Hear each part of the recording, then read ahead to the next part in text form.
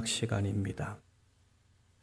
집을 떠났던 탕자와 집에 있는 탕자를 사랑하는 아버지의 모습을 통해서 하나님의 사랑이 얼마나 큰지 그런 것도 살펴보았고, 세상을 사랑해서 떠난 탕자가 후회하며 돌아와 아들의 지위를 다시 회복시키시는 또 아버지의 모습도 보았습니다. 결국에는 아버지와 아들들의 관계가 어떻게 회복되는가 하는 것을 보여주는 그런 말씀이다라고 볼 수 있습니다. 이런 것처럼 하나님 아버지께서는 믿는 우리를 포함한 세상 사람들이 하나님의 잔치 자리로 들어가서 하나님 안에서 같이 기쁨을 함께 나누기를 원하십니다. 하나님과의 관계 회복 속에서 누리는 기쁨을 우리가 무엇으로 과연 표현할 수 있겠습니까? 돌아온 동생을 맞이한 것도 불만이고, 동생을 위해 잔치를 베푼 것도 불만인 첫째 아들은 집에 돌아오기를 거부합니다. 그래서 아버지가 나와서 이 아들에게 들어갈 것을 권하지만 아들은 계속해서 고집을 부립니다. 결과가 어떻게 되었는지는 우리가 알 수는 없습니다. 성경에 기록되어 있지 않기 때문에 우리가 이 큰아들이 들어갔는지 아니면 한참 후에 들어갔는지 그것은 우리가 알 수가 없지만은, 한 가지 확실한 사실은 둘째 아들 탕자가 돌아왔고, 이 탕자는 그 잔치 가운데 함께 했다는 것이 매우 중요합니다. 이 아들이 거짓골로 되어서 돌아오면서 자기가 생각하기를 최대한 잘 되면은 내가 아버지의 아들은 못 되고 품꾼의 하나로만도 되어도 참 좋겠다 하는 그런 생각을 하고 돌아왔습니다. 하지만 아버지의 생각은 전혀 달랐죠. 그가 말을 꺼내기가 무섭게 이 아들을 열렬하게 환영한 것은 물론이고 아들의 지위를 완전히 다 회복시켜 주는 것을 보게 됩니다.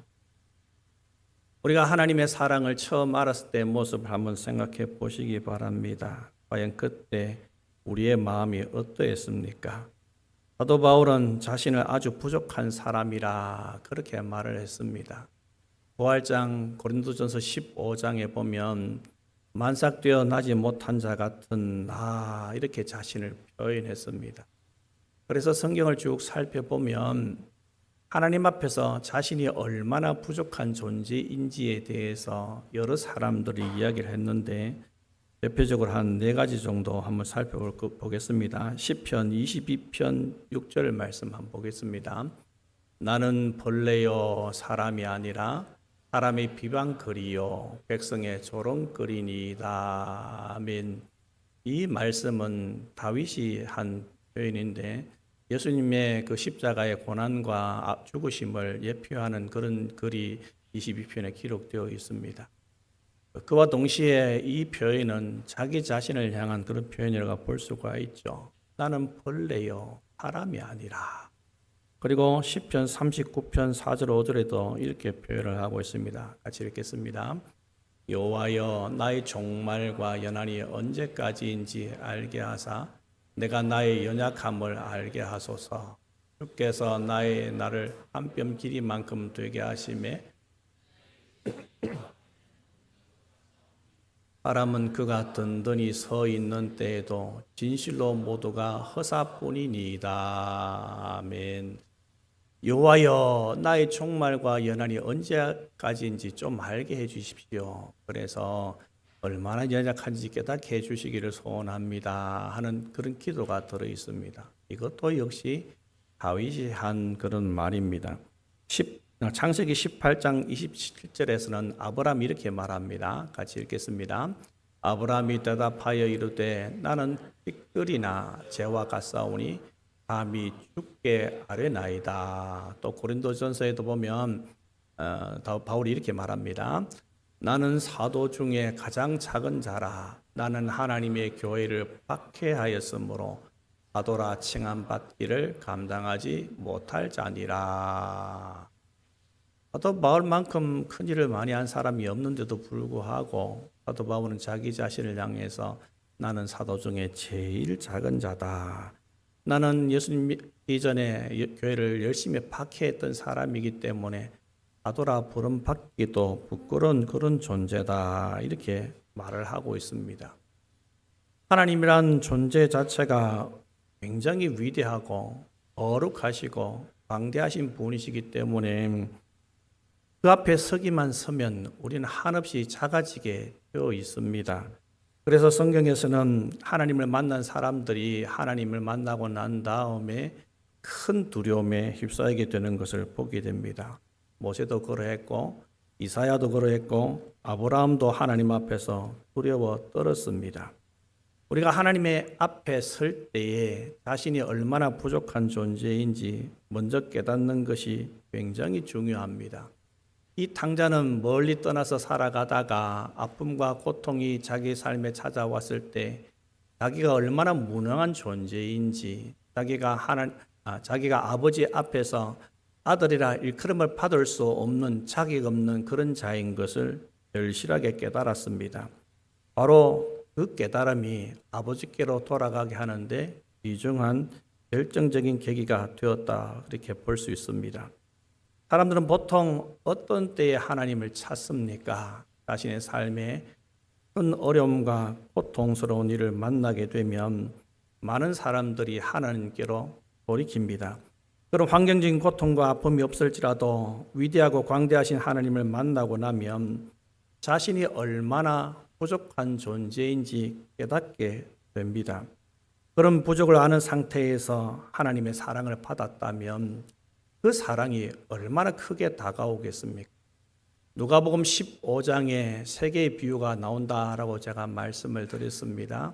이런 양 비유, 이런 드라크마 비유, 마지막에 이런 아들 탕자의 비유가 나오는데 이 모두가 공통적인 부분이 무엇입니까? 이런 것을 다시 찾았을 때 큰 기쁨이 있다 하는 것을 말해주고 있습니다. 그런데 첫 번째, 두 번째, 세 번째 공통점이 있는데 그 공통점은 이 기쁨은 누가 누가 가지냐 하면은 그 양을 잃었던 주인, 드라크마를 잃었던 여인, 그리고 아들을 잃었던 아버지, 그리고 되찾고 난 다음에 이웃을 불러서 잔치를 하고 집안 사람들을 불러서 잔치를 했습니다. 그래서 기뻐하는 주체는 잃었다가 되찾은 사람과 그리고 이웃들, 집안 사람들입니다.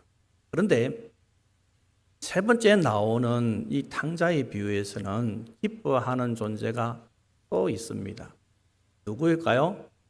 바로 탕자입니다. 탕자는 용서받지 못한 처지에서 용서받았고 아들이 자기 없다고 생각했는데 아들이 지위를 온전히 회복시키는 아버지를 만났습니다. 그래서 진짜 아들로 서 있을 수 있었습니다. 그렇다면 한번 생각해 보십시다. 이 아들이 가지는 마음의 상태는 어떠했을까요?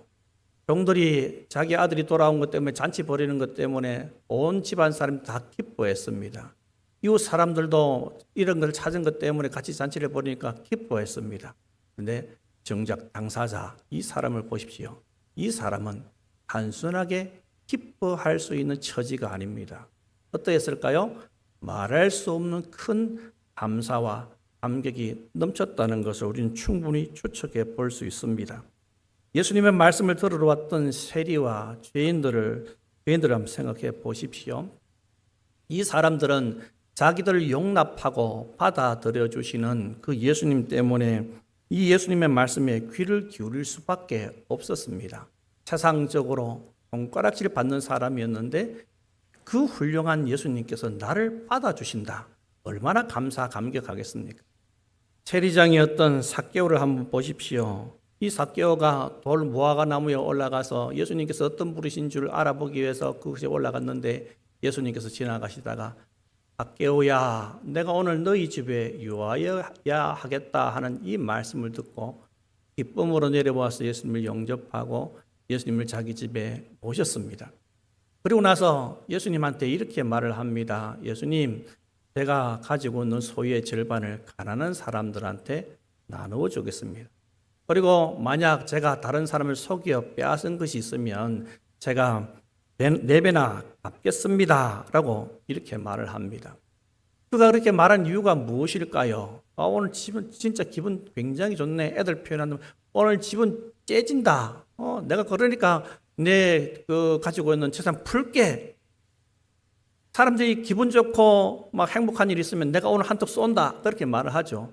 지금 그런 기분으로 이야기하는 것이 아닙니다. 이유가 무엇일까요?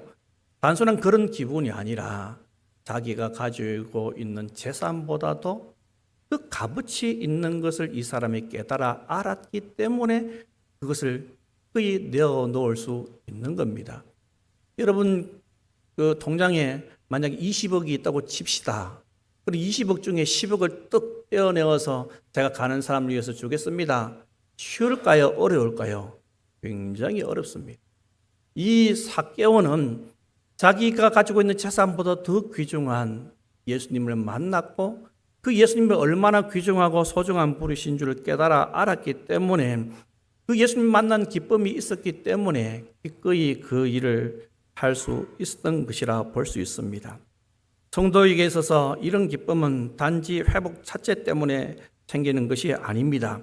예수 그리스도의 십자가가 있었기 때문에 회복이 가능했던 것입니다. 예수님은 탕자처럼 떠난 우리를 대신하여 버림받으셨고 십자가의 죽으심으로 아버지 집으로 돌아갈 길을 열어주셨습니다. 이 사랑이 바로 복음입니다. 여기서 오늘 우리가 살펴볼 또 다른 본문 출애굽기로 넘어갑니다. 사람들은 좋은 것을 가지고 있는데 시간이 지나면 그것이 좋은 것인지 인지를 못하고 살아가는 경우가 참 많습니다. 제가 여러 교회를 거치면서 사역을 했는데 사역을 하면서 사택 때문에 참 어려움을 당한 경우가 종종 있었습니다. 어떤 사택은 등 기대고 서 있을 수 있는 벽이 없는 아주 좁은 집에서 다 큰 사람 5사람이 살았습니다. 그리고 어떤 사택은 겨울 되면 너무 춥고 여름에는 너무 뜨거워서 도저히 집이 있을 수 없는 그런 사택에도 살아봤습니다. 그런데 우리 교회에 오니까 이 사택이 너무 좋은 거예요. 그런데 그렇게 넓어 보이고 좋아 보였던 사택이 이제 한 2년 지나고 나니까 별로 감흥이 없습니다.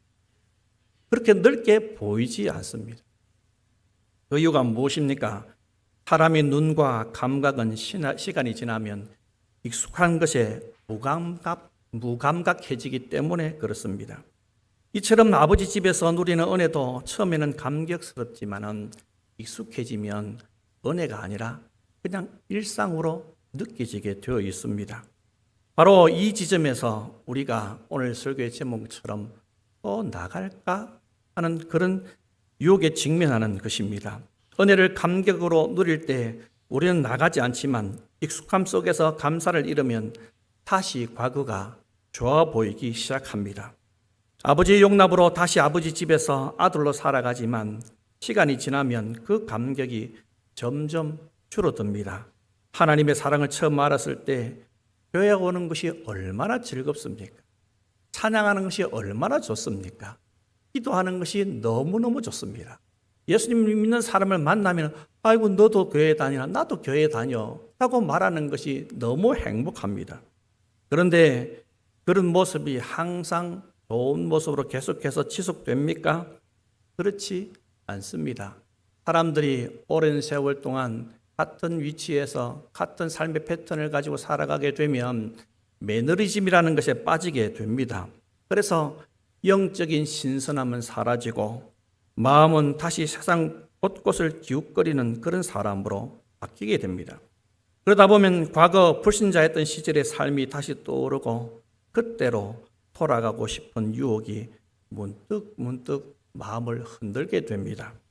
하나님의 은혜 가운데 살면서 너무 기쁘게 살아가다가 하나님과 소원한 삶을 살게 되면 자연스럽게 다른 것들이 눈에 들어옵니다.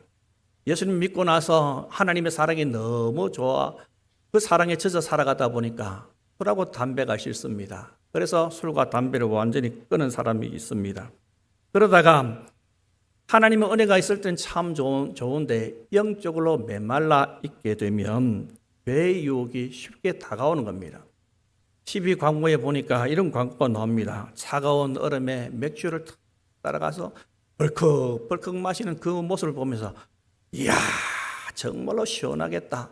나도 한 잔 마셔봤으면 좋겠다 하는 그런 생각이 드는 겁니다.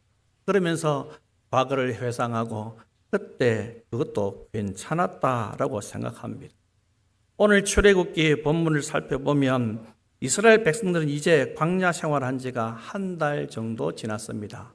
오늘 출애굽기 본문에 보니 1절에 애굽에서 나온 후 둘째 달 15일이라 이렇게 기록하고 있습니다. 그러면 목사님, 광야에 생활한 지가 둘째 달 15일이면 2달 반 지난 거 아닙니까? 한 달 반 지난 거 아닙니까? 라고 생각할 수도 있는데 그렇지가 않습니다. 하나님께서 이스라엘 백성들이 이끌어내신 그때를 원년으로 삼아서 제1년 그렇게 이야기하고요. 그리고 6월절 어린 양을 잡았을 때가 1년 1월 14일이었습니다. 그리고 15일에 광야로 나옵니다. 그러면 얼마 정도 지났어요? 꼭 한 달 지났습니다. 한 달을 지내면서 이제 애굽에서 나오면서 가지고 왔던 음식이 다 떨어졌습니다. 그러면 이제 먹고 살 것이 있어야 되는데 파종을 한다 치더라도 파종을 하게 되면 바로 씨를 뿌려서 거둘 수 있는 것이 아니죠. 1년을 기다려야 합니다. 그렇기 때문에 파종도 할 수가 없습니다. 그러니까 이 사람들 마음속에 불안함이 생기는 겁니다. 야, 이제 여기서 굶어 죽겠구나. 나올 때는 좋았는데 나오고 보니까 물도 없고 먼지도 많이 날리고 그리고 먹을 것도 없다. 여기서 죽겠다 하는 그런 불안한 마음이 이들을 엄습했습니다. 그랬을 때 이 사람들이 어떻게 합니까? 애굽의 삶을 이야기합니다. 그러면서 아론과 모세를 원망합니다. 애굽에 살 때 고기 가마 곁에 있었고 떡을 배불리 먹었다고 말하고 있습니다. 애굽에서의 삶이 이 사람들이 추억하는 것처럼 떡도 먹고 또 고기도 먹고 부추도 먹고 그런 삶을 살아서 좋았다. 과연 그랬을까요? 그렇지가 않았습니다. 우리가 잘 아는 것처럼 이 사람들이 애굽에서 나온 이유가 무엇입니까? 자기들이 살아가는 삶이 너무나 힘들고 고통스러우니까 자기 조상들 아브라함, 이삭, 야곱이 믿었던 하나님께 간절하게 기도하였고 그 기도 때문에 하나님께서 모세를 보내어 주셔서 그들을 광야로 끌어내셨습니다. 그렇다면 이들이 기도한 이유가 무엇이었습니까? 애굽에서의 삶이 너무나 비참하고 너무 힘들었다는 것입니다. 그렇기 때문에 그러한 것은 잊어버리고 그러한 것을 기억하고 돌아가지 않겠다라고 생각해야 되지만은 이 사람들은 그러한 것을 잊어버리고 그냥 애굽에 있었다면 먹었다, 마셨다. 그러니까 애굽이 더 좋다라고 과거를 기억하고 있는 겁니다. 하지만 정말 하나님의 은혜를 깊이 아는 사람은 다시 돌아가고자 하는 그러한 유혹에서 발걸음을 돌이키게 되어 있습니다. 돌아오라는 유혹이 있다면 과감하게 그러한 것들을 잘라야 합니다. 애굽으로 돌아가면 바로가 어서 오세요라고 맞이할 것 같죠. 물론 처음에는 그렇게 맞이할 수 있습니다. 잘 왔다라고 맞이할 수 있습니다. 하지만 그 다음 어떻게 하겠습니까? 도망가지 못하게 더 힘들고 고통스럽게 이 사람들을 잡아둘 것입니다.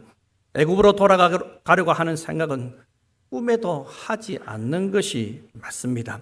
하나님께서는 이스라엘 왕들에게 이런 말을 합니다. 말을 얻으려고 애굽으로 내려가지 말라 하는 이런 말씀을 하셨습니다. 그래서 왕들이 가지고 있는 권세와 힘과 전쟁에서의 승리는 말이 많은 데 있지 않고 무기가 좋은 데 있는 것이 아니라 하나님께서 함께 하시면 승리한다. 그러니까 너희들은 그러한 것들을 의지하지 말고 나를 의지해라 하는 그런 뜻에서 왕들에게 말씀하신 겁니다.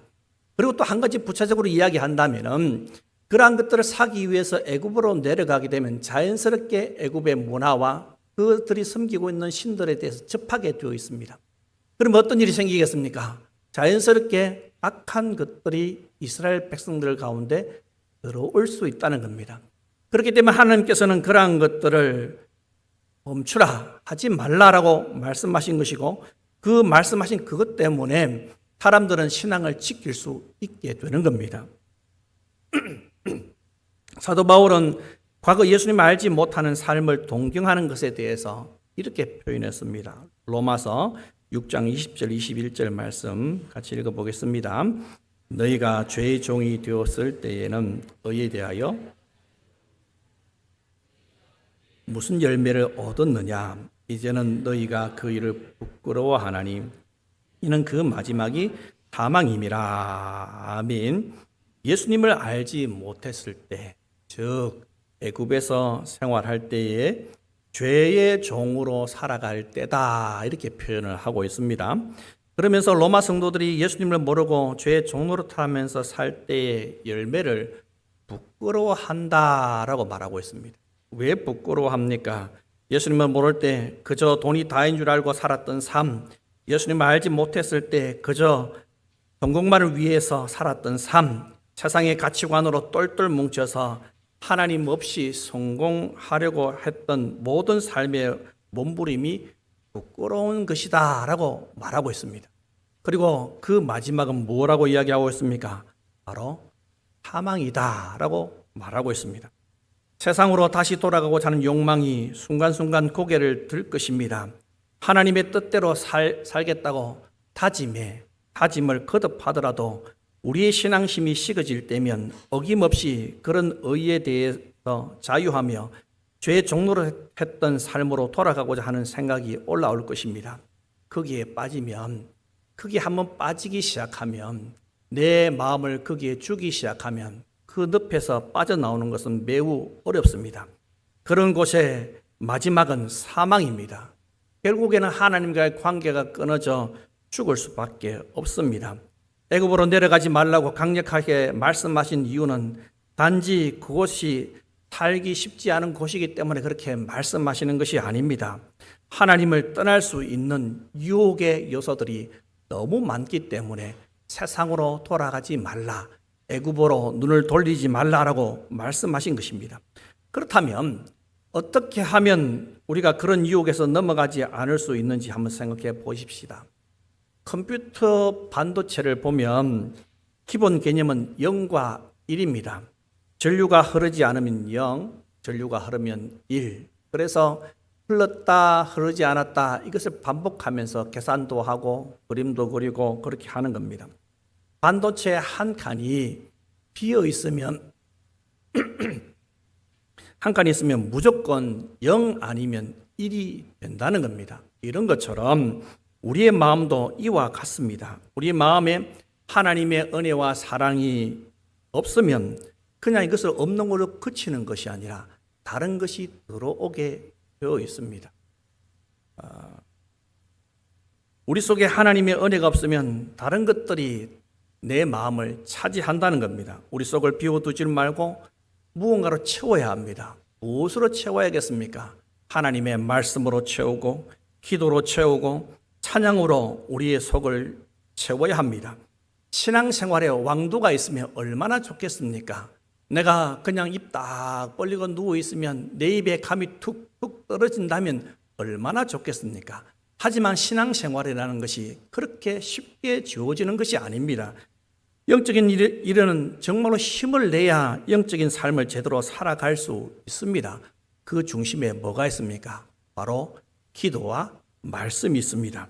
기도와 말씀에 창념하지 않으면 우리는 애굽으로 돌아가려고 하는 그런 마음을 가질 것입니다. 기도와 말씀이 없으면 우리는 세상에 돌아가기가 너무 쉬운 그런 사람이 될 수밖에 없습니다. 하지만 우리 속에 하나님의 말씀과 기도로 채워져 있으면 우리는 이런 악한 유혹을 이길 수 있습니다. 하나님께서 우리에게 독생자이신 예수님을 보내주신 이유에 대해서 다시는 종의 멍에를 매지 않기 위해서다라고 말씀하십니다. 갈라디아서 5장 1절 말씀 우리 같이 읽겠습니다. 그리스도께서 갈라디아서 5장 1절 말씀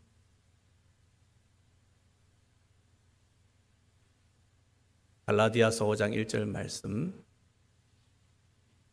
없어요? 제가 빼먹었나 봅니다. 제가 읽어드리겠습니다.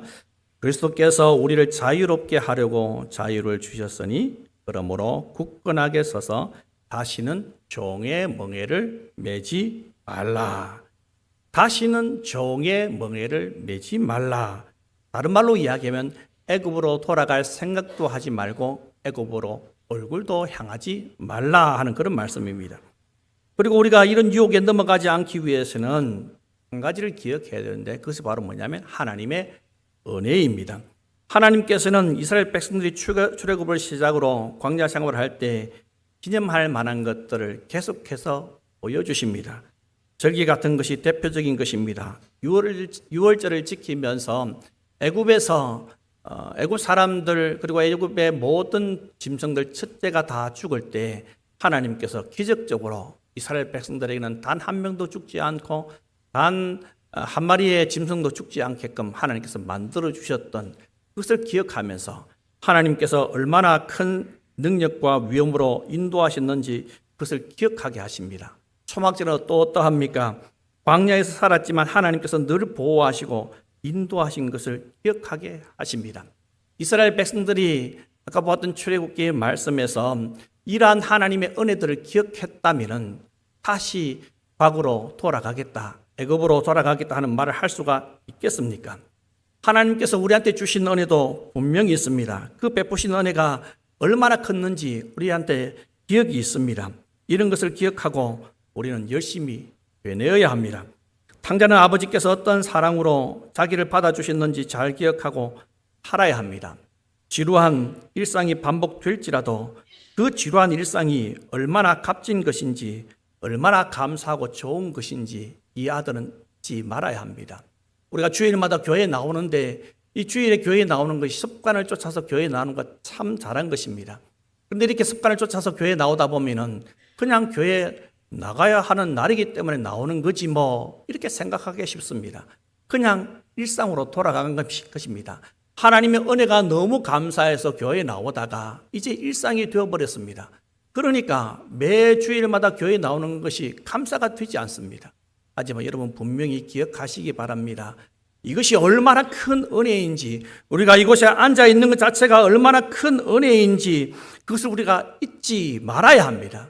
여러분, 하나님들 나와 있는 이것이 하나님의 큰 은혜인 줄로 믿습니다.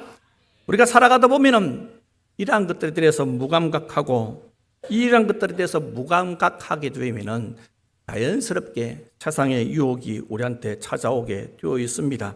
그런 것들이 우리를 화려하게 만들어 줄 수 있을 것 같지만 그 끝은 비참함입니다.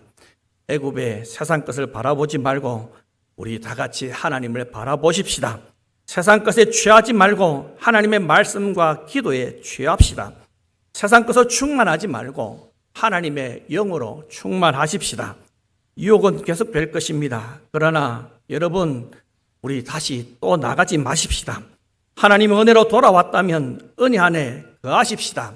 세상의 고기 가마를 그리워하지 마십시다. 아버지의 잔치가 바로 여기에 있습니다. 오늘도 아버지 집에 머무는 것을 선택하는 우리가 되기를 소원합니다. 하나님 우리에게 이렇게 말씀하십니다. 내 아들아, 내 딸아, 다시는 나가지 말아라. 나의 집이 바로 너의 자리이다. 그 하나님의 음성에 온전히 순종하여 떠나지 않는 우리가 되기를 소원합니다. 아멘. 이 시간